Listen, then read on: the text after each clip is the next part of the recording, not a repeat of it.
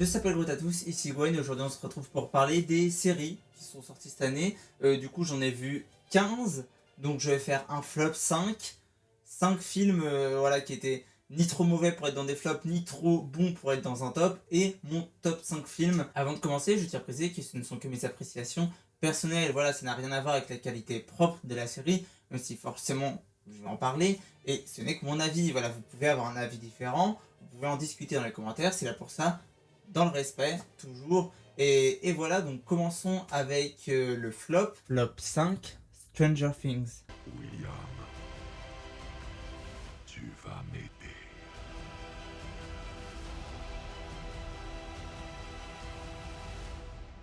Une dernière fois. Alors faut savoir que je suis pas autant critique envers cette saison 5 que la majorité des gens, je pense, pour la bonne raison que j'ai jamais été une énorme fan de Stranger Things. Enfin, j'ai trouvé que c'était une bonne série. Voilà, j'ai découvert la série qu'à partir de la saison 4. Enfin, j'ai regardé les premières saisons, mais je veux dire qu'au moment de la sortie de la saison 4, que j'ai commencé à voir la série. Donc j'ai pas tout ce bagage, entre guillemets, ça fait pas 10 ans que je regarde cette série. À l'époque, j'ai regardé, j'ai bien aimé la série et tout. J'ai trouvé que c'était une bonne série, sympathique. Mais j'ai jamais trouvé ça extraordinaire, j'ai jamais trouvé ça chef-d'œuvre, la meilleure série de tous les temps, ou je ne sais quoi. Donc quand cette saison 5 est arrivée, bah moi Stranger Things, je vois ça comme un divertissement, et de ce point de vue-là, ça a à peu près rempli les cases. Même si il est vrai qu'il y a énormément de problèmes, énormément de facilité et d'incohérence. Ce qui est un peu contradictoire, parce que normalement une facilité scénaristique c'est pour éviter une incohérence. Personnellement j'ai pas de problème à utiliser des facilités scénaristiques. Voilà, ça peut être bien fait. Je veux dire, si c'est utilisé pour développer plus tel personnage ou plus tel personnage ou plus développer tel aspect de l'histoire ou je ne sais quoi, ça ne me dérange pas. Là c'est utilisé juste parce que ils ont pas pris le temps de bien écrire leur scénario. Ce qui est quand même con parce que je crois que c'était il y a 3 ans, la dernière saison. Et c'est-à-dire que autant au début de saison, je trouvais que ça passait. C'est-à-dire que bah vraiment, encore une fois, moi je vois cette série comme un divertissement. Donc je trouvais que ça passait, qu'entre guillemets, tant que tu réfléchissais pas, c'était ok. Et le problème, c'est que dans les derniers épisodes, notamment les derniers, il y a des trucs où même quand tu y réfléchis pas, c'est pas ok. Même en regardant la série sans réfléchir, tu te rends compte que ah oui non, ça va pas, ça n'a aucun sens que ça se passe comme ça. Il y a pas mal de trucs, notamment dans le dernier épisode où j'étais en mode mais comment, pourquoi? C'est-à-dire, c'est pas parce que c'est un divertissement que ça doit être excusable. C'est pas parce qu'une série va divertir que faut excuser tous ces problèmes. C'est pas ça que je dis, mais c'est juste que moi, personnellement, j'en attendais pas grand-chose. Je voyais ça vraiment juste comme une série dans laquelle je passerai un bon moment. C'est pas incroyable, mais voilà. Et ça a à peu près été le cas, mais pas non plus. Voilà, il y a quand même pas mal de problèmes. Du coup, comme je dis, les problèmes d'incohérence. Et aussi les problèmes, il y a trop de personnages. Il y a beaucoup trop de personnages. C'est-à-dire que là, en plus, ils ramènent des personnages des saisons précédentes. Tu ne sais pas pourquoi. Enfin, tu sais pourquoi à la fin, mais c'est vraiment pour une raison complètement stupide. T'as pas le temps de développer, parce que bah, t'as trop de personnages. Donc, t'en as qui étaient assez importants, il me semble, dans les saisons précédentes. Notamment le personnage de Will, qui, si je dis pas de bêtises, était l'un des persos vraiment les plus importants dans les premières saisons. Là, tu le vois quasi, enfin tu le vois, mais genre y a rien avec lui. Il y a même un moment, disons, l'évolution d'un autre personnage qui va le concerner, il va juste y avoir une scène, genre avec lui, et c'est complètement, complètement débile.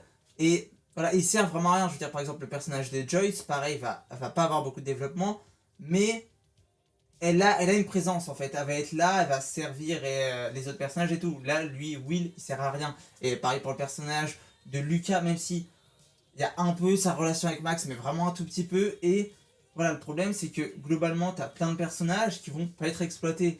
En personnages de vraiment exploités, il y a deux. Enfin, vraiment exploités, entre guillemets, parce que même ça, c'est pas extraordinaire. Il y a le personnage de Will, de Dustin et de Steve. Le personnage de Jonathan et Nancy, c'est un épisode. C'est le truc, c'est que c'est un développement sur un ou deux épisodes sur toute la saison. En vrai développement, t'as que Will et Dustin et la relation entre Dustin et Steve. Bon, si le rapport Jonathan-Nancy est un peu teasé, mais c'est-à-dire que c'est des scènes de 10 secondes par épisode et qui vont amener à une conclusion voilà, de plusieurs minutes, mais pas extraordinaire. C'est le problème, c'est que ça se concentre jamais vraiment sur les personnages, que la série est encore une fois assez divertissante, mais en fait trop, ça veut trop être dans faut divertir, faut qu'il se passe des choses et tout ça, et donc on délaisse nos personnages, même des arcs de personnages qui auraient pu être intéressants, comme celui de Will et Dustin, et bah au final, ils sont insignifiants, et ils sont pas importants. Il y a des scènes que je trouve intéressantes, même certaines scènes que beaucoup ont critiquées, personnellement, je les trouve plutôt bien en tant que scène. Voilà, le développement qu'il y a derrière est pas forcément bien. Mais bref, en tout cas, ce qui est sûr, c'est qu'il y a beaucoup trop de personnages qu'on ne développe pas assez. Et va même y avoir des moments où on va oublier. C'est-à-dire, on va avoir des personnages, il va se passer un truc où on va se dire ah, il va y avoir un truc envers ces personnages. Et en fait, non, on les oublie et t'as une ellipse, c'est au dernier épisode, genre t'as une ellipse, genre c'est 1 an et demi plus tard, je crois, et tu revois ces personnages et t'es en mode qu'est-ce qui s'est passé du coup? Parce que là, il était censé se passer quelque chose. Qu'est-ce qui s'est passé? Et du coup, la fin de série, voilà, le grand final, l'épisode de 2 heures et tout, bah il est assez décevant. Et personnellement, je pense que c'est ce que j'ai moins bien aimé dans la saison. Alors, à la fin, t'es quand même ému, mais t'es ému par le fait que bah, c'est la dernière fois que tu vois ces personnages, et pas par le fait que ça soit forcément bien fait. Après, il y a des scènes plutôt intéressantes. Je trouve que les conclusions de personnages, les scènes sont plutôt intéressantes, mais la façon dont on amène les scènes sont très mal faites. C'est vraiment très mal fait, c'est vraiment, ça arrive comme ça, c'est bon on clôture ce chapitre, on clôture ce chapitre, on clôture ce chapitre, et même si les scènes sont bien en soi, t'as juste l'impression que ouais, t'enchaînes, voilà, faut conclure la série, donc on la conclut, alors que vous avez une saison pour le faire, je veux dire, même pourquoi pas avoir un épisode final, entre guillemets, un pré-épisode final où t'as tout ce qui se passe dans la première partie de cet épisode, et avoir un dernier épisode où on voit, voilà, ce 1 an et demi après, comment nos personnages s'en sortent, comment ils vivent. Alors, je pense que ça n'aurait pas forcément plu à tout le monde, mais ça aurait été au moins une idée intéressante. Et c'est le problème de ce dernier épisode, c'est qu'il n'y a rien d'intéressant, qu'il n'y a aucune créativité, que c'est vraiment juste là, parce qu'il faut faire, parce que, voilà, même le grand méchant de cette saison, alors il nous les était teasé plus tôt, mais ce grand méchant, on le découvre au dernier moment, et ben, il est nul. Et il n'y a rien qui se passe. Je peux pas trop en dire parce que ça va spoiler. Je pense que je vais faire une petite partie spoiler. Mais c'est vraiment, bah, tout ça pour ça. Tout ça pour ça. Genre, ça fait 5 saisons que, voilà, il y a de grands méchants de partout. Et, genre, c'est ça la fin. Du coup, je pense que je vais faire une petite partie spoiler. Si vous n'avez pas vu la saison, allez la voir ou pas. Hein. C'est pas hyper intéressant. Attention, spoiler, vous pouvez passer au 4ème directement. Et du coup, cet épisode final, c'est de la merde. C'est... Enfin, genre, il y a tellement de choses qui vont pas, je trouve, notamment la mort de Steve. On va faire mort par mort, hein, enfin, mort, lol. La mort de Steve qui...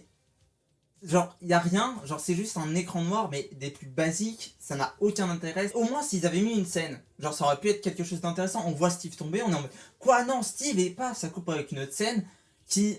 Voilà, qui nous raconte quelque chose, voilà, qui est... Où pendant ce temps-là, on est stressé, on est en mode, mais qu'est-ce qui se passe pour Steve? Il y a quoi? On veut savoir. Genre, ça aurait été probablement nul. Également, je veux dire, le truc de il meurt, ah, et en fait, il meurt pas, qui font tout le long de l'épisode. Je veux dire, ça aurait été nul. Mais au moins, il y aurait une idée. Au moins, ils auraient essayé quelque chose. Là, c'est juste, bon, bah, il est là. Il est là, il tombe, écran noir. Ils le reprennent. Et donc, plutôt que d'être inquiet pour Steve, t'es en mode, ils vont pas faire ça. Bah si, ils l'ont fait, les salauds. C'est...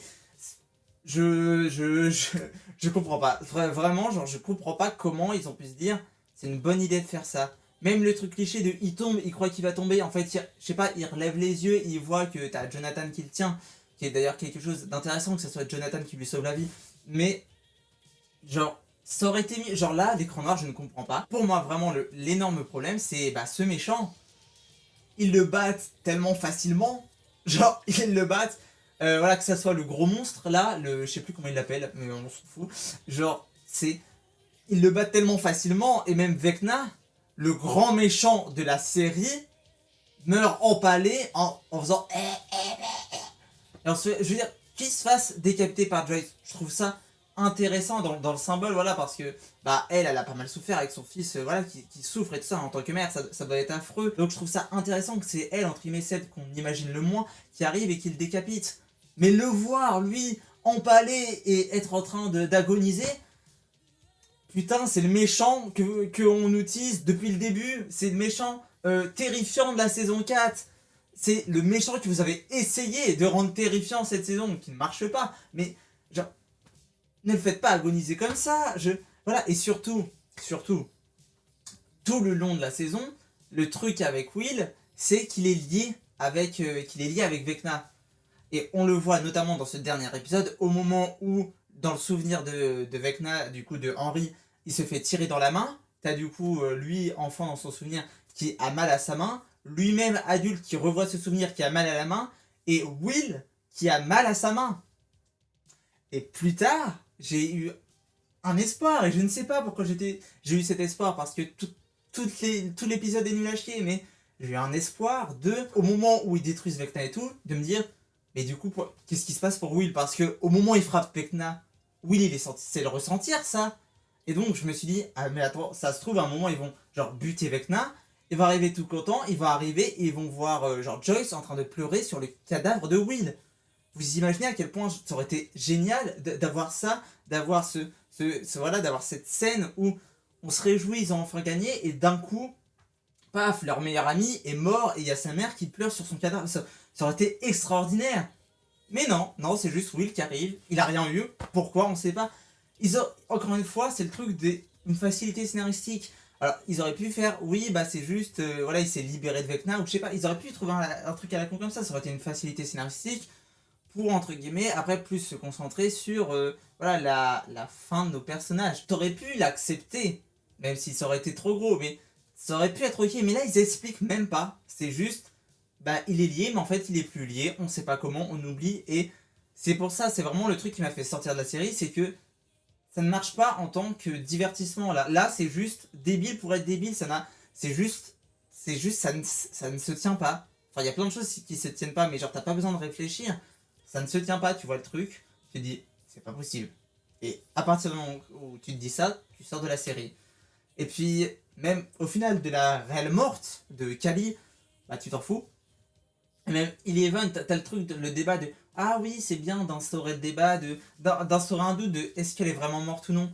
Mais pour moi, c'est sûr qu'elle est vivante, en fait, parce que t'as je sais plus comment ça s'appelle, les trucs qui font du bruit, la kryptonite, je crois qu'ils s'appellent, ils surnomment, qui montre qu'elle pouvait pas utiliser ses pouvoirs. Donc la série nous le montre qu'elle n'a pas pu faire ça à ce moment-là. La série nous montre que elle n'était pas vraiment là-bas. Donc si vous voulez, c'est peut-être discutable, mais pour moi, vraiment, Eleven, elle est pas morte. Et même si on a le doute ou on sait pas, c'est que même la vraie mort importante, entre guillemets, de la série, elle n'existe pas. Alors personnellement, le personnage d'Eleven, je le trouve pas intéressant. Enfin, dans les premières saisons, peut-être parce que, aussi, le truc de ces derniers épisodes, c'est que t'as énormément de flashbacks, et il y a des trucs où tu te dis, ah oui, quand même, il y avait un développement intéressant sur le fait que, voilà, elle était exploitée et tout, mais qu'on ne retrouve pas dans cette saison, en fait, c'est complètement ignoré, et bref, globalement, cette série, cette dernière saison, elle est pas folle, quoi, et elle remplit à peu près son rôle de divertissement, mais pour moi, le dernier épisode, vraiment, a même gâché ce parti-là, et j'ai même pas été diverti pendant cet épisode. Quatrième, Astérix et Obélix, le combat des chefs. Le combat des chefs célébrera mon triomphe. Un spectacle grandiose, avec en apothéose ces Gaulois qui se prosterneront devant moi. Je sais que beaucoup ont aimé cette série, mais personnellement, je m'en fous. Il y a quelques blagues drôles, je crois, à des moments que je me souviens pas, mais je me souviens avoir ri à certains moments. Alors si je me souviens d'une blague drôle, c'est un moment du coup pour Obélix, pour le nommer tout ça, ils disent ah c'est Obel 9, ou alors c'est peut-être OB 109 ou 59, je sais plus, parce que bah Obélix, du coup ça s'écrit OBELIX, donc IX ça, en chiffre romain ça fait 9, et LIX je crois que c'est 59 ou 109, je ne suis plus sûr. Cette blague m'a fait rire, et je m'en souviens. Mais sinon, bah, je me souviens pas grand chose. Et voilà, en vrai, je trouve pas la série mauvaise ou quoi que ce soit, mais juste, bah, je m'en fiche. Et c'est pour ça, au moins, Stranger Things, malgré ses énormes problèmes, j'ai ressenti des choses. Astérix et le combat des chefs, je m'en fiche. Donc, je vais pas passer 20 ans dessus. Passons au troisième, Eyes of Wakanda. Nous nous battons pour la patrie du Wakanda. Alors faut savoir que de base je n'avais pas prévu de regarder cette série pour la simple et bonne raison que j'avais décidé de boycotter Marvel Animation, globalement What If, parce que pour moi What If c'est un concept incroyable que Marvel a totalement gâché. Dans les 3 saisons t'as 3-4 épisodes qui sortent du lot et qui sont... T'as 2 épisodes qui sont vraiment bien et sinon t'en as 3-4 autres qui sont cool, mais la grande majorité je trouve ça très nul, très mauvais, je trouve qu'il n'y a rien d'intéressant alors que t'as un concept extraordinaire. Et donc suite à la saison 3 de What If que j'avais trouvé nulle, que voilà j'ai trouvé encore plus nul que la 2, que j'avais trouvé déjà encore plus nul que la 1, enfin voilà j'ai trouvé ça vraiment nul et je m'étais dit non je regarderai pas les séries Marvel d'animation cette année, c'est fini. Du coup j'ai pas regardé Your Friendly Neighborhood Spider-Man, j'ai pas regardé Ice of Wakanda et j'ai eu quelques retours sur Marvel Zombie et j'ai regardé Marvel Zombie. J'ai vu la série, après je me suis dit bon vas-y je vais rattraper les autres aussi et donc j'ai vu Eyes of Wakanda.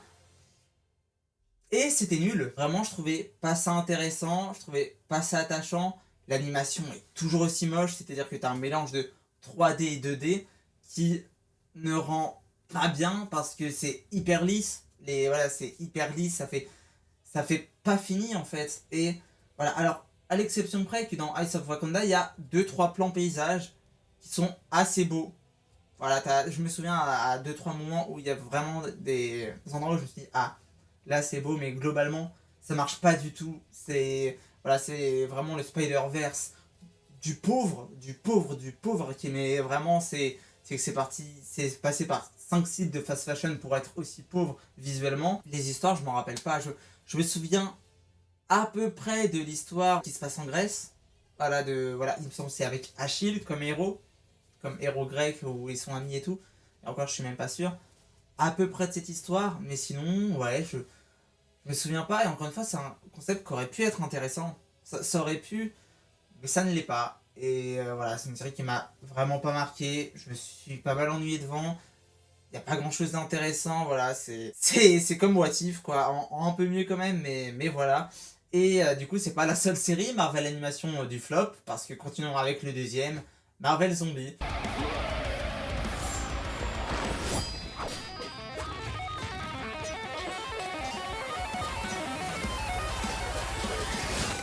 J'avais entendu des bons retours dessus, j'ai décidé de regarder et non, c'est rien, voilà, je trouve que c'est pas intéressant, que on développe pas assez les personnages, que voilà, alors que l'épisode Marvel Zombie pour le coup du coup t'avais dans What If un épisode de zombies du coup qui est dans le même univers, voilà, et cet épisode pour le coup c'est l'un des épisodes What If que j'avais trouvé plutôt cool, que j'avais trouvé plutôt sympa, mais là je trouve que c'est assez inintéressant, que c'est très classique et que t'es pas du tout investi, et ce qui est normal parce que notamment un autre truc qui m'a marqué, c'est que à un moment tu vas avoir des personnages qu'on connaît mais qui ne se connaissent pas, c'est-à-dire dans le MCU classique, voilà, des personnages de différents films qu'on va faire travailler ensemble, un peu comme Thunderbolt où t'as des personnages de Black Widow, de Ant-Man, de Falcon and the Winter Soldier, de Captain America, des films Captain America avec Bucky, enfin voilà, de différents films qu'on va faire collaborer dans un film.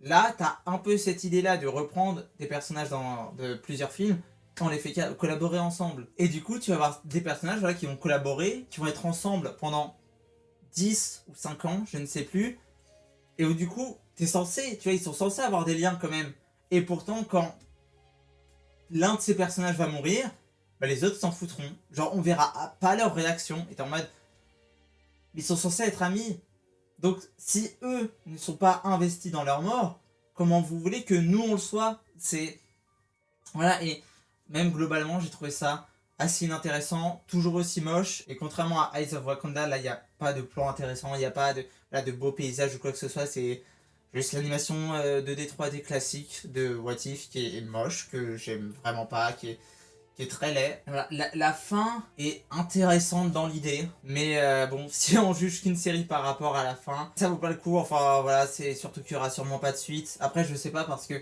je pense que ça doit pas leur coûter très cher, hein. C'est vu comment l'animation est moche, ça va pas leur coûter très cher, mais vraiment je peux plus de Marvel Animation, je peux plus. Passons au premier de ce flop, Iron Heart.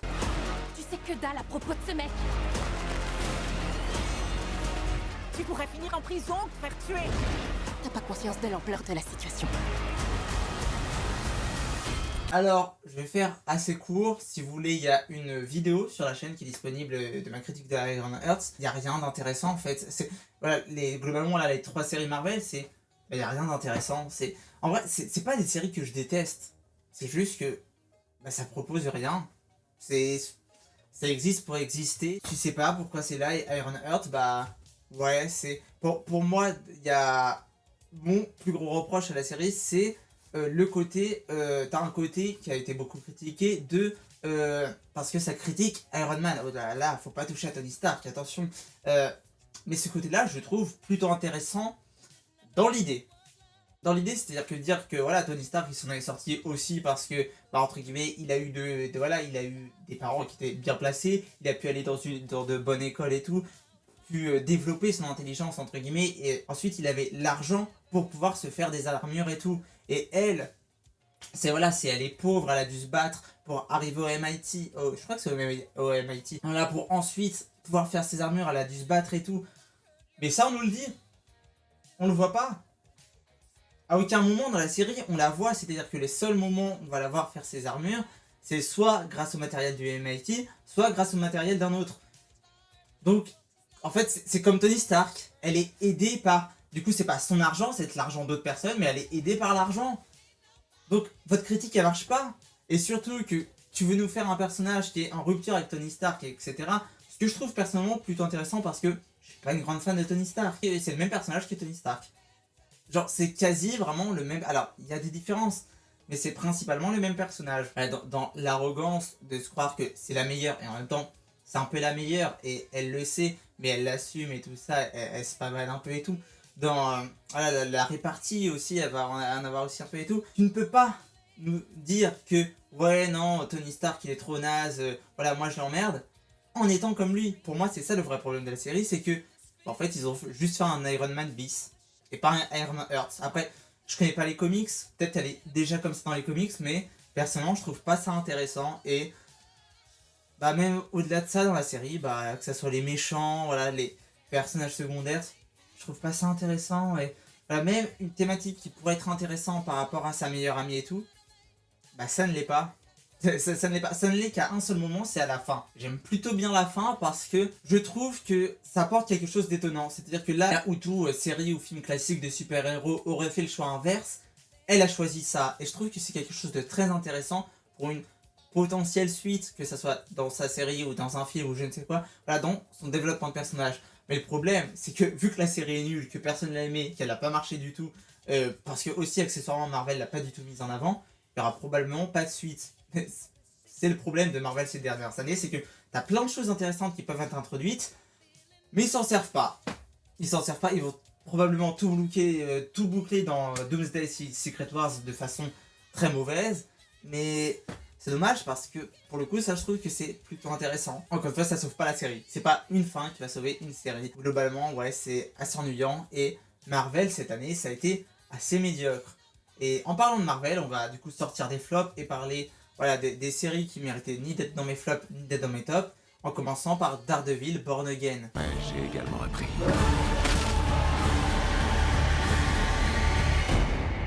À croire au châtiment divin. Car oui, j'ai failli avoir 4 séries Marvel dans mes flops. Heureusement, Stranger Things est venu la sauver au dernier moment. Contrairement aux 5 séries là que je viens de parler, que voilà, je trouve rien d'intéressant en fait à en tirer, Daredevil Born Again a plusieurs problèmes, mais il y a des choses intéressantes.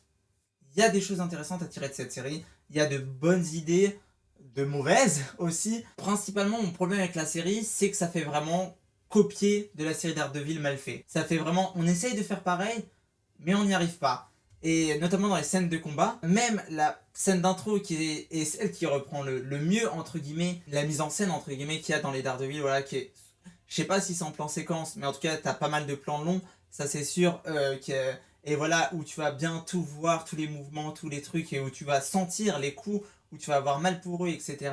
Même cette scène, voilà, qui est la mieux reproduite de la série, elle marche pas. Quand tu compares à des épisodes comme, il me semble que c'est l'épisode 4 de la saison 3, dans la prison où l'épisode entier est en plan séquence, ça n'a rien à voir. C'est 10 000 fois au-dessus. La première saison, enfin la première série Daredevil, du coup la 3e saison, mais vous m'avez comprise. C'est la meilleure scène d'action de la série. Parce que les autres scènes, c'est assez nul. Alors, il y a une excuse, il peut y avoir une excuse parce que c'est assez nul, parce que le personnage est désorienté et tout ça, pour des raisons que je vais parler après, il est désorienté et tout.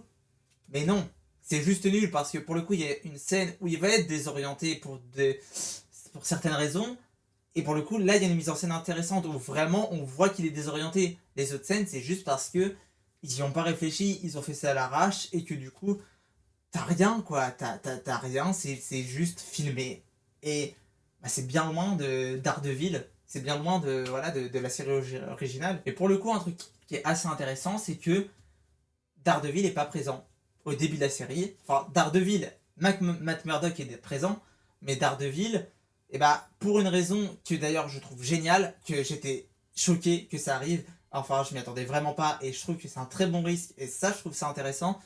Voilà, Matt Murdock va raccrocher le costume, et donc les premiers épisodes, il y aura pas de Daredevil, ou quasi pas, et donc on va le voir renaître. Enfin, c'est pas comme si c'était le titre de la série, quoi, c'est pas comme si ça s'appelait Daredevil Born Again. Et donc je trouve ça plutôt intéressant là-dessus. Pour le coup, après j'ai trouvé que la série, c'était sympa, c'était pas désagréable, mais c'était quand même bien en dessous de l'original. Et donc finalement, c'est une série avec de bonnes idées, qui ne les exploite pas assez. J'ai quand même hâte de voir la saison 2, car il y a de quoi faire. Il y a de quoi faire une bonne série, il y a vraiment de bonnes idées, voilà, il y a un bon développement de personnage, voilà, le personnage de Daredevil est toujours aussi intéressant. Ils peuvent faire plus, et j'espère vraiment que la saison 2 sera mieux. Ensuite, Rick et Morty saison 9.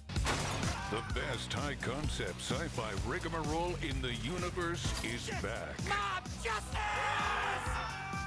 Bah, c'est une saison de Rick et Morty. C'est une saison de Rick et Morty, voilà, c'est globalement tout ce que je peux dire dessus.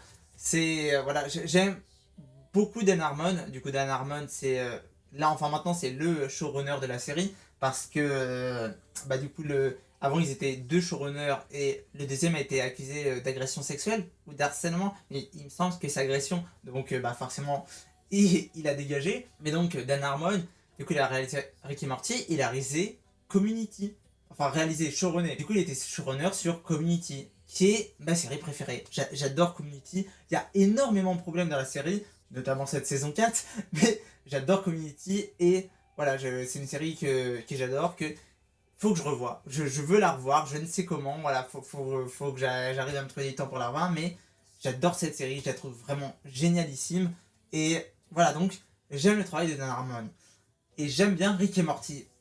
Jusqu'à la saison 5, je crois que c'est. Juste, globalement, jusqu'à la destruction de la citadelle. Je trouve la série intéressante, les personnages étaient bien développés et tout.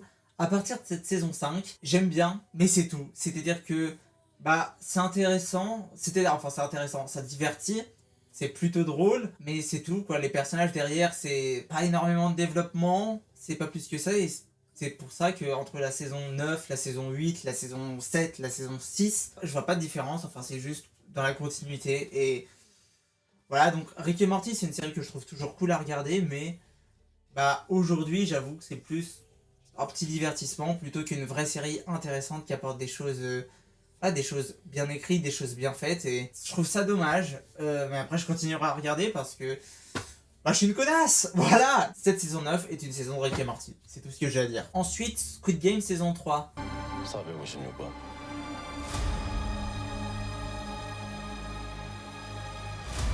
아직도 사람을 믿나? Cette saison 3, j'ai trouvé ok. C'est-à-dire que, oui, c'est juste la saison 1 en moins bien. Enfin, du coup, la fin de la saison 1 en moins bien. C'est la même chose, c'est les mêmes propos, juste différemment. Juste, voilà, juste pour faire de la thune, ce qui est assez cocasse. Après, t'as, je pense, quelque chose d'intéressant derrière quand même qui, peu importe ce que l'on fait, entre guillemets, le capitalisme finit toujours par vaincre, ce qui est très pessimiste, mais que même si on fait l'effort et tout ça, qu'on se bat, qu'on arrive à le battre, il finit quand même par revenir. Ce qui est quelque chose d'intéressant en soi, disant que le système, bah, peut pas changer, même s'il peut changer, mais c'est extrêmement dur de le faire changer, il suffit pas juste d'arriver et de dépenser sa thune. Ouais, c'est assez faible, voilà, c'est toujours divertissant, encore une fois, je Je me suis pas ennuyé une seule seconde devant ces épisodes, mais on perd énormément dans le propos, et c'est dommage. Voilà, et ça contredit le propos, et même la fin, je veux dire, ça se finit sur attention, il va y avoir une saison américaine et tout, il y a de quoi faire des choses intéressantes. Mais ils vont pas le faire. Ensuite, Gen V. Ça fait de toi l'une des super les plus puissantes au monde. Je suis pas l'élu comme Harry Potter, Néo, ce conte Frodon. Ouais, ce conte Frodon. Personnellement, l'univers de The Boys, c'est un univers que j'aime plutôt bien. C'est-à-dire que les 2 premières saisons, je les ai adorées. Je me les suis faites en 2 jours. La 3e, je regardais les épisodes toutes les semaines. J'ai même failli être en retard à mon SSR2, je crois que c'est. Parce qu'à cette époque-là, putain, j'étais en 3e. Aïe. Genre parce que je voulais mater les épisodes de la série. J'ai kiffé les 3 premières saisons. Et puis il y a une Gen V qui était ok. Et puis il y a eu la saison 4 de The Boys, qui était ok, mais qui était une répétition, comme Gen V. Et là, Gen V saison 2, c'est un peu toujours la même chose, hein.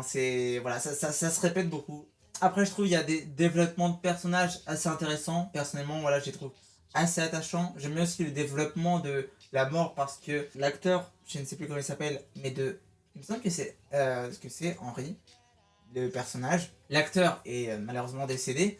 Et donc, ils ont intégré sa mort, c'est bien fait. C'est bien fait, la mort, entre guillemets, va peser sur toute la saison, ça va marquer nos personnages, et je trouve que c'est plutôt bien géré là-dessus. La série a de bonnes idées, mais les exploite pas assez. Notamment, ce que j'ai trouvé hyper dommage, c'est qu'il y a un épisode où on va commencer à suivre les humains, et notamment une humaine, qui du coup, dans son monde, sont hyper discriminés. C'est-à-dire que les humains, ils vont avoir un badge humain qui rappelle énormément les croix jaunes. Enfin, voilà, et où du coup, tu vas sentir, notamment au début de l'épisode, par exemple, pour rentrer dans la fac, ils doivent passer sous rayon X. Et sauf que c'est un mec qui a la vision, tu vois, pour voir à travers. Et donc, tu vas voir le mec qui va mater la meuf, tu vas voir que il fait ça juste pour son plaisir et tout. Et la fille qui est extrêmement mal à l'aise, se sent extrêmement vulnérable, mais peut rien faire, parce que si elle tente de se révolter, si elle fait quoi que ce soit, elle se fera sûrement buter et elle sera utilisée comme regarder les humains comment ils sont méchants. Et donc c'est quelque chose de hyper intéressant, je trouve, là-dessus, de montrer le désespoir chez ces gens, du coup, chez les humains dans cet univers, mais du coup qu'on pouvait retrouver chez globalement dans toute l'histoire, toutes les populations qu'on a opprimées, du manque de pouvoir, que tu peux rien faire en fait. Si tu essaies de faire quelque chose, tu te feras réprimer, et c'est affreux. Et je trouve que c'est hyper intéressant. Et même à un moment, on va voir quelqu'un qui va lui dire mais genre pars, ne reviens pas, et elle a dit mais je peux pas en fait, c'est le seul travail que j'ai, je peux pas trouver ailleurs, je dois gagner de l'argent. Et encore une fois, c'est quelque chose de plutôt intéressant. Et là, l'épisode, il passe sur autre chose. Parce que c'est pas ce qui nous intéresse, parce qu'on doit suivre tel personnage qui va pas être très intéressant par ailleurs. Voilà, c'est tout. Donc, on oublie ce personnage, on n'en reparle plus, on le voit pas. Et je trouve ça hyper dommage, parce que juste avoir un épisode sur elle, juste sur une humaine qui essaie de survivre dans cette université de super-héros, je retrouverais ça génialissime. Mais vraiment génialissime. Mais non, et même, ils auraient pu, entre guillemets, abandonner cette humaine pour suivre nos personnages. À un moment où on arrive, on se rend compte qu'elle est morte, qu'elle s'est fait assassiner pour un truc de con, et que voilà, ça choque du coup notre personnage qui est intéressé, parce que elle aurait pu la protéger, elle aurait pu, et non, elle l'a pas fait, et du coup elle s'en veut, ça aurait pu apporter quelque chose, mais non, juste on l'oublie, on n'en parle plus, et je trouve ça hyper dommage. Et notamment de ce côté-là, c'est que ok, du coup ils vont critiquer le truc de, voilà, entre guillemets, là les gens discriminés ce sont les humains, mais ce que je trouve dommage, c'est qu'ils se limitent à ça. C'est que les humains qui sont discriminés dans ce monde. Alors, va y avoir quand même quelques trucs intéressants dont je reparlerai après, mais globalement, c'est juste les humains. Je veux dire, par exemple, un moment tout bête, on a un couple de personnages, c'est donc une femme noire et une personne gender fluide, asiatique, qui du coup sont ensemble, vont s'embrasser en public, et c'est tout. Et y a rien. Je veux dire, ça aurait pu être quelque chose d'intéressant, d'avoir, voilà, juste les personnes qui la regardent bizarrement, parce que c'est pas un couple hétéro, blanc, cis. Et donc, même sans ces personnages, je vais juste critiquer, du racisme et tout ça, parce que si on prend l'exemple de la Seconde Guerre mondiale, alors certes, c'était les juifs qui étaient les plus discriminés, mais c'était pas les seuls. Il y avait aussi les homosexuels qui allaient en camp de concentration, les personnes racisées, les personnes qui ont un handicap. Et je prends pour exemple la Seconde Guerre mondiale, mais c'est pareil globalement à chaque peuple opprimé. C'est rarement qu'une seule partie d'un peuple qui est opprimé. C'est globalement tous, il y a tous les droits qui tombent en même temps, ou les uns après les autres.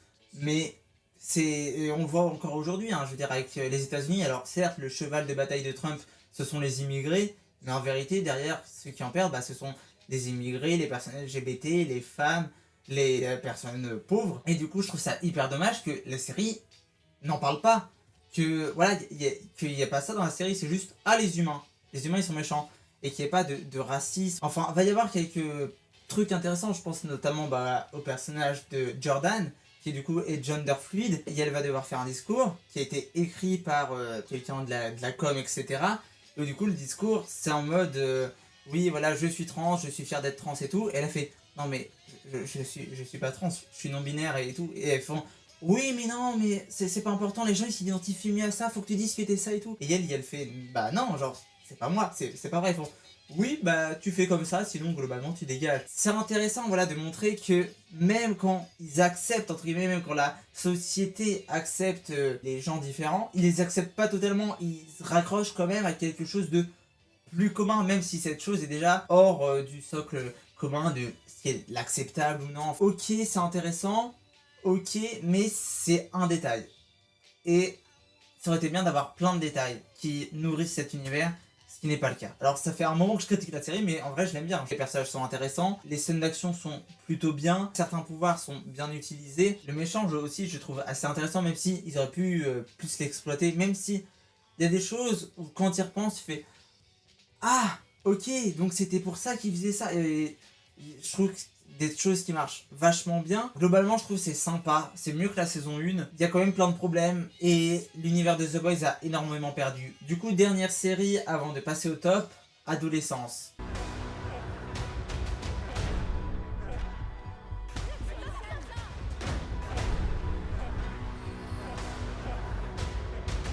Alors je sais que beaucoup ont adoré cette série, je l'ai bien aimée, mais j'avoue, j'ai été, je pense, trop déçu.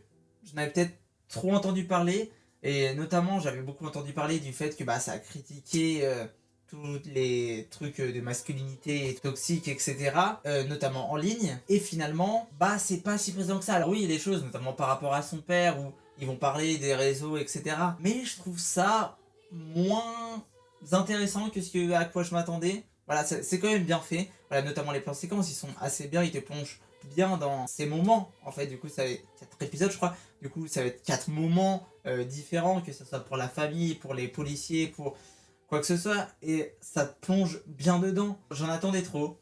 Et j'étais un peu déçu. Et voilà, en plus, j'ai vu la série en français car j'ai regardé avec mes parents. J'ai énormément de mal avec les VF. Et donc, j'ai même pas pu profiter des performances d'actrices. J'ai bien aimé, c'était bien, mais en dessous de mes espérances. Mais donc, commençons notre top 5 avec La Résidence.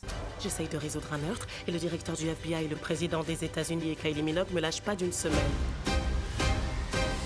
Vous avez su manier le suspense comme personne. Merci. Alors, je ne sais pas si vous avez entendu parler de cette série, car personnellement, je suis tombé dessus en me baladant au hasard sur Netflix, et c'est vachement bien. Voilà, je trouve que c'est une petite série sympathique, du coup ça va être un whodunit, vous savez, comme les Agatha Christie ou les À couteau tiré qui sont sortis récemment, voilà, va y avoir un meurtre, et va y avoir quelqu'un qui va venir enquêter pour savoir qui l'a commis, enfin c'est littéralement ça, un whodunit, qui l'a fait, qui a commis le meurtre. Du coup, c'est plutôt intéressant. Voilà, je pense que si vous avez aimé les films à couteau tiré, vous allez aimer cette série car c'est globalement pareil. Enfin, c'est toujours ce truc de l'enquêtrice, du coup, cette fois-ci, mais dans à couteau tiré, l'enquêteur, voilà, excentrique, etc. Même si là, elle est encore plus excentrique. Et je trouve vraiment son personnage génial qui, c'est pas dit je crois pas que ce soit dit dans la série, mais qui est très probablement autiste. Enfin, voilà, il y a pas mal de choses dans lesquelles tu t'en doutes. Enfin, voilà, et je trouve génial, enfin, la passion qu'elle a pour les oiseaux, je trouve que ça marche tellement bien et c'est très drôle. Pareil dans l'enquête, je trouve que ça marche très bien, ces trucs où tu vas te remettre en question à chaque fois, tu vas dire, ah c'est tel personnage, ah non c'est lui, ah non c'est lui, ah non c'est lui. Je trouve que c'est assez bien travaillé. Il va y avoir des plans aussi assez intéressants. Parce que du coup ça va se passer dans la Maison Blanche, où du coup tu vas avoir un plan à certains moments où tu vas avoir en fait filmé une maquette de la Maison Blanche qui va être ouverte, vous savez, comme une maison de poupée, mais où on va voir à l'intérieur en fait les scènes entre guillemets par exemple un personnage se déplacer dans la salle tranquille. Tu vois les effets spéciaux, mais je trouve que c'est plutôt intéressant comme idée, où après tu vas aller te plonger dans une salle et je trouve ça bien. tu repères facilement les lieux aussi, les lieux vont être très importants et du coup tu vas découvrir ces lieux au fur et à mesure et tu te repères en fait dans la Maison Blanche. Et je trouve que c'est assez bien fait et assez intéressant et voilà, je trouve que ça marche très bien. J'ai bien aimé, je sais pas s'il y aura une saison 2 ou quoi que ce soit, mais j'aimerais bien en voir une car c'était vachement bien. Ensuite, quatrième, The Last of Us saison 2.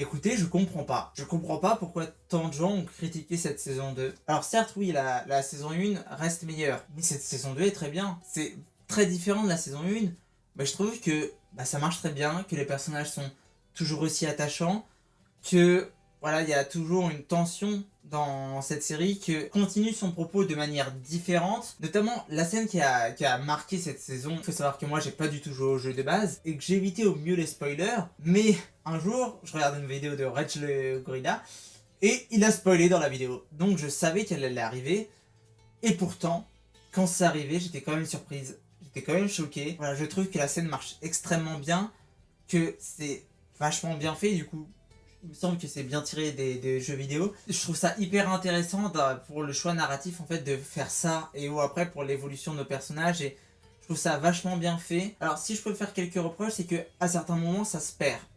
Voilà, ça se perd la série, je pense notamment. Tu vas voir une certaine secte, tu vas passer certains moments avec eux et tu ne comprends pas pourquoi. Tu t'intéresses à eux et tout parce que en fait t'as l'impression qu'ils ont voulu reprendre ce truc de la saison 1, parce que du coup la saison 1 c'était on suivait les tels personnages et après oh tiens ils rencontrent le personnage principal, mais où ça entre guillemets ça apportait un propos à la série et ça servait à développer d'autres personnages, voilà, les rendre intéressants et tout. Là je vois pas trop à quoi ça sert, je vois pas trop ce que ça apporte, j'ai l'impression que c'est juste là pour remplir un peu, pour rendre un peu plus dramatique une scène après. Pour moi elle aurait été tout aussi dramatique s'il n'y avait pas eu ce petit segment sur eux. T'as plusieurs scènes comme ça où tu vas t'intéresser à eux et t'es en mode pourquoi. Peut-être ça a une importance pour la suite, mais en tout cas je trouve que c'est plutôt mal fait parce que justement c'est pas un truc de ah regardez eux ils vont avoir une importance par la suite, c'est juste ils sont là. Pourquoi? Qu'est-ce que... Ils sont là. Ok, bon écoute. Et aussi la fin, je la trouve un peu... je sais pas comment dire, pas choquante, mais quand t'arrives à la fin t'es en mode ok, c'est la fin? C'est fini là? C'est pas un c'est fini, j'ai envie de voir la suite, c'est un c'est fini en mode t'es troublé et tu sais pas ce qui se passe. Et voilà, ça m'a un peu perturbé, mais globalement je trouve les personnages toujours très attachants, très touchants. Bella Ramsey, je la trouve vraiment excellente dans son rôle, voilà, Ellie, je la trouve vraiment géniale et détestable aussi parfois, mais je trouve qu'elle joue vachement bien. Sa copine, pareil, je la trouve vraiment bien et je trouve la relation vraiment attachante. De base, je suis pas une très grande fan des triangles amoureux, je trouve que c'est toujours très superficiel et tout, et tu sais que elle va finir avec elle, mais là pour le coup je trouve bien, je trouve que même si tu sais qu'elles vont finir ensemble, je trouve assez bien amené et assez intéressant dans voilà l'évolution de nos personnages. Donc voilà, j'ai bien aimé globalement. Passons au troisième, White Lotus saison 3. Someone once said, the secret to life is knowing when to stop. Alors j'ai découvert toute la série White Lotus cette année et j'ai vraiment bien aimé. Je trouve vraiment que t'as une ambiance particulière dans cette série, enfin à ces trucs de malaise, un peu malsain et tout. Et je trouve que c'est vachement bien traité. Cette saison 3, je trouve qu'elle marche plutôt bien. C'est peut-être la moins bonne des trois, peut-être. Je trouve qu'il y a toujours cet univers oppressant. C'est pas un whodunit it vraiment, mais il va se passer quelque chose au début de la série et ça va être de pourquoi. Comment on en est arrivé là? Et de base, j'aime pas trop ces trucs de attention, il se passe ça, et en fait, on va aller plus tôt. Je trouve que c'est vraiment forcé, que ça marche pas et tout. Mais la série le fait plutôt bien. C'est pour ça que pour moi, ça me fait penser à un whodunit, c'est qu'à chaque fois, tu dis ah, mais c'est ça, ah, mais c'est ça, ah, mais c'est ça. Et non, c'est pas ça. Et en fait, c'est quelque chose d'intéressant que je trouve. Après, le propos commence un peu à tourner en rond globalement, les riches sont des cons. J'aime beaucoup ce propos. Mais ça tourne un peu en rond. Après il va y avoir de différents profils, ça va pas toujours être le même type de riche. Je trouve toujours la série intéressante, attention, mais c'est vrai que t'as l'impression que c'est toujours un peu la même critique. Certes qui va être abordée un peu différemment, mais personnellement je trouve pas assez pour en faire encore 15 saisons. À voir la 4ème saison, comment ils vont réussir à traiter ça. Toujours hâte de la voir. Voilà, globalement, je recommande White Lotus. Je trouve que c'est vraiment une très bonne série et elle est vraiment bien. Deuxième, Peacemaker, saison 2. T'as rencontré ton toi d'une dimension parallèle? Tu portes ces fringues là? Tu crois que je les ai achetés? C'est super vexant. Il y a des vidéos disponibles sur la chaîne que voilà, vous pouvez aller voir. Globalement, j'ai plutôt bien aimé cette saison 2. Je préfère quand même la saison 1, mais je trouve qu'il y a des choses intéressantes, notamment tout le développement de Christopher Smith, en fait, qui est presque plus Peacemaker dans cette saison. Je trouve vraiment intéressant. Je trouve les acteurs vraiment excellents. Je ne sais plus comment il s'appelle, l'acteur de Vigilante. Je suis resté dans White Lotus, l'esprit italien. Enfin non, l'esprit italien en plus c'est en saison 2 en Italie.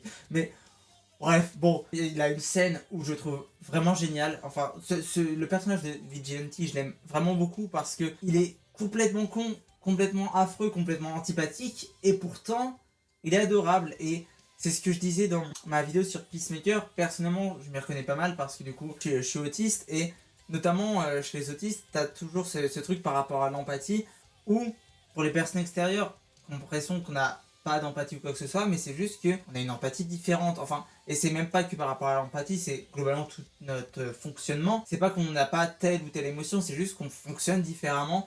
Et notamment par rapport à l'empathie, bah, il y a des moments, des choses que, entre guillemets, les gens non autistes vont trouver émouvants et tout ça, ils vont pleurer. Moi, ça va pas me faire grand chose, alors que d'autres choses, bah, je vais être hyper ému, alors que, entre guillemets, c'est rien pour les personnes autistes, pour la norme, entre guillemets. Et donc c'est quelque chose que je trouve plutôt intéressant avec ce personnage, c'est pas qu'il est antipathique, c'est juste qu'il est en empathie différent. Et lui c'est vraiment extrême parce qu'il peut buter des gens comme ça, il s'en fout, mais en même temps il a une certaine empathie, on le voit notamment dans l'autre monde, je vais pas spoiler, mais il a de l'empathie.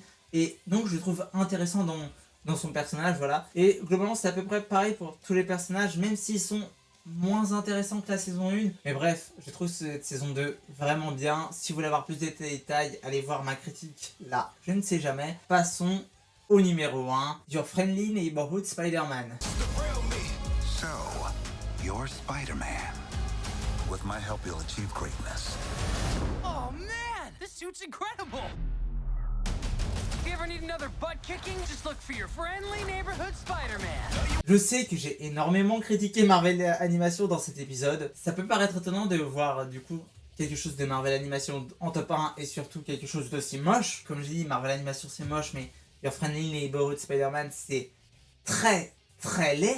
C'est voilà, l'animation 2D 3D est encore plus lisse que d'habitude, mais putain ce que c'est bien. Je peux pas dire autre chose, c'est génial, je trouve que c'est l'une des meilleures œuvres Spider-Man. J'abuse peut-être, mais pour moi, toutes les œuvres Spider-Man sont l'une des meilleures œuvres Spider-Man. Je suis une immense fan de Spider-Man. J'aime tous les films Spider-Man. Et si on retire Spider-Man Homecoming du lot, j'adore tous les films Spider-Man. Voilà, Homecoming, c'est un film que je trouve sympa. En plus, les autres films, vraiment, je les adore. Même les Amazing Spider-Man, Spider-Man 3, Spider-Man Far From Home No Way Home, qui ont plein de défauts. Mais je les adore, je les trouve vraiment génialissimes. Et bon, les Spider-Verse, je trouve extraordinaire. Spider-Man Into the Spider-Verse, c'est mon film préféré. Je suis une énorme fan de Spider-Man. Vraiment, j'aime Spider-Man. Tu peux me mettre un film de merde avec Spider-Man, je vais l'aimer. À une limite à peu près raisonnable, n'est-ce pas Sony? Après, il n'y a pas Spider-Man dans leur film. C'est peut-être pour ça qu'ils sont nuls. Non, c'est juste parce que c'est mal écrit. Et mal réalisé. Et mal monté. Et mal... Mais j'adore Spider-Man. Et cette série, je pense que c'est l'une des plus fidèles aux personnages et aux comics. Alors que je dis ça, que je suis pas une énorme fan des comics. Voilà, je lis très peu de comics, hein, j'en ai quelques-uns. Non, pas dans le décor, ils sont là, ils sont juste ici les comics que j'ai. Voilà, j'en ai pas lu beaucoup, etc. Mais je sais les histoires, entre guillemets, dans les comics et tout. Et notamment le personnage de Norman, qui est génialissime dans Spider-Man 1. Mais qui est assez différent du Norman des comics. Là, dans ce Your Friendly Neighborhood Spider-Man, je trouve vraiment génialissime. Je trouve que ils l'ont vraiment très bien reproduit. Alors, oui, il est noir, oh là là, attention, wokisme, mes couilles. Mais je trouve qu'il est vraiment bien. Et globalement, je trouve que c'est très bien adapté. Et que c'est pas juste adapté, pour voilà, c'est que ça crée derrière une bonne histoire. Le personnage de Peter Parker, je trouve vraiment intéressant. Le personnage secondaire, du coup, Norman Osborn, Harry Osborn, Nico tente bien, on la voit pas beaucoup. J'ai oublié Pierce, non c'est pas Pierce, c'est, je ne sais plus, le personnage là, la copine de Spider-Man et son copain à elle. Pareil, je trouve assez intéressant et tout. En fait, c'est une série que, bah du coup, c'est la dernière série Marvel Animation que j'ai vue. C'est-à-dire que j'ai vu Marvel Zombie du coup parce que j'avais entendu dire que c'était bien. C'était nul. J'ai vu ensuite Eyes of Wakanda pour continuer, c'était nul. Et j'ai vu Spider-Man, Your Friendly Neighborhood Spider-Man, voilà, pour compléter parce que, allez, quitte à souffrir, on y va. Et à la fin du premier épisode, j'étais... Ah, en fait, c'est sympa. À la fin du deuxième, j'étais... Ah, en fait, c'est vraiment sympa. À la fin du troisième, ok. C'est ma série de l'année. C'est génial, j'adore. Aussi, l'un des trucs que j'adore dans la série, c'est qu'il y a tellement de références, mais bien faites, contrairement à certains films. C'est-à-dire que ce sont des références. Tu vas voir un personnage, on a besoin, tiens, d'un professeur. Et bah, on va prendre tel personnage des comics. Et peut-être qu'il va avoir une importance, entre guillemets, peut-être que ça va devenir le méchant ou le héros qu'il est dans les comics, ou peut-être pas, peut-être que juste c'est là, peut-être que dans la saison 2 il le sera, ou peut-être pas, c'est peut-être juste, on a besoin de ça, et c'est vachement bien géré, c'est-à-dire que c'est pas en mode, et regardez, c'est Norman Osborn, vous voyez, vous savez, le bouffon vert, il est là, c'est vraiment un personnage utilisé comme les autres, et même dans les références, il y a un plan, moi, que j'aime beaucoup, qui est le même plan que dans Spider-Man, non, n'importe quoi, dans Captain America Civil War, où du coup Tony Stark vient chercher Peter et du coup on va suivre Peter et rentrer chez lui et d'un coup, oh tiens, il y a Tony Stark dans le salon. Ce plan va être repris. Je trouve ça génial. Il va être repris, du coup ça peut être Tony Stark et je trouve que c'est vachement bien fait et il va y avoir plein de trucs comme ça ou des reprises de trucs de l'univers entre guillemets de Spider-Man que tu connais et donc que tu t'attends à avoir d'une telle manière et en fait non. Et c'est vachement bien fait et c'est... Ça apporte un propos aussi, ça apporte quelque chose et ça montre que ce Spider-Man est différent. Bref, voilà, je trouve que c'est vraiment très intéressant. Les personnages sont très attachants. C'est, voilà, l'histoire est vachement bien ficelée aussi. Certes, chaque épisode, donc, mais ça va être une petite histoire qui, voilà, qui vont s'accorder entre eux. Où Peter va devoir faire face à de nouvelles menaces, que ce soit extérieures ou intérieures, entre guillemets, en lui. Qu'il y a vraiment des propos intéressants derrière. Il y a vraiment un développement chez Peter, chez Spider-Man, chez Norman, chez Harry qui va être hyper intéressant. J'ai tous les persos de la série. Nico, épouse-moi s'il te plaît. Mais là en parlant de Nico qui est hilarante, la série est très drôle aussi, elle reprend ce truc de Spider-Man, un peu sarcastique, qui fait de l'humour en même temps qu'il se bat, qui est quelque chose d'assez important et qu'on ne retrouve pas vraiment chez Sam Raimi, qu'on retrouve un peu chez Mark Webb et qu'on retrouve une fois tous les 5 combats chez John Watts. Là c'est bien intégré dans la série et même au-delà de ça les personnages sont très drôles. Je pense notamment à un truc qui m'a beaucoup fait rire, c'est le personnage de Nico qui est du coup une amie de Peter et qui va parler du coup d'une... C'est Pearl, la fille qui plaît à Peter. Du coup Nico va parler à Peter en mode hey mais vas-y lance-toi, entre guillemets, avoue tes sentiments, avoue-lui tes sentiments et tout, et lui il ose pas et tout, et elle a fait après si tu le fais pas, moi je veux bien le faire. T'es tellement lesbienne, enfin elle est peut-être bi, mais personnellement ça m'a beaucoup fait rire ce truc là, et voilà, il y a plein de trucs géniaux dans la série. C'est pas la meilleure série de l'année, mais c'est la série devant laquelle j'ai pris le plus de plaisir. J'adore le personnage de Spider-Man. La saison 2 sort cette année, j'ai vraiment hâte. Car j'ai adoré cette première saison, c'est vachement bien. Et si comme moi vous avez décidé de boycotter les séries Marvel d'animation, donnez une chance à celle-ci, ça pourrait vous plaire. Voilà pour mes top et flop séries de l'année. N'hésitez pas à me dire les vôtres dans les commentaires. Et on se retrouve la semaine prochaine pour le top film, il me semble, ou flop film, je ne sais pas encore. Je vais décider. Je n'ai toujours pas de phrase de revoir, donc au revoir.